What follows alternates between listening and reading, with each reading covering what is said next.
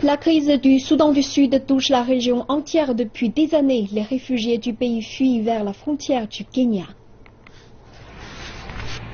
Ce camion vient de Nadapal, à la frontière du Kenya et du Soudan du Sud. Il transporte 84 demandeurs d'asile, dont Homalu, 20 ans. Il a fui le pays seul. Mes proches et moi, nous nous sommes rendus dans le camp des Nations Unies pour des raisons de sécurité. Lorsque je me suis aperçu que les combats ne cessaient pas, j'ai commencé à partir de Juba. Mais quitter la ville alors que les conflits mortels sont en cours, ce n'est pas rien. Ho est terrifié.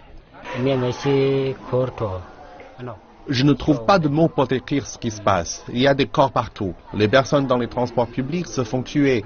J'ai réussi à aller à un endroit appelé Tori, mais même là-bas, les combats ont éclaté. Heureusement, je me suis joint à un groupe escorté par la police. Ho a dû quitter son cousin dans le camp des Nations Unies à Juba. Heureusement, ses parents sont au Kenya depuis 2014. Je lui ai demandé s'il comptait rentrer dans son pays.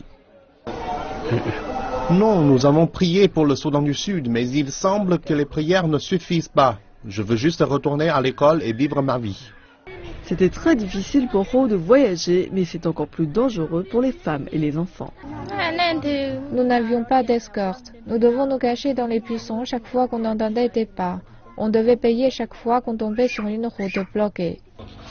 Elle a quitté sa mère et son mari à Juba, mais pas par choix. Elle a peur pour leur vie.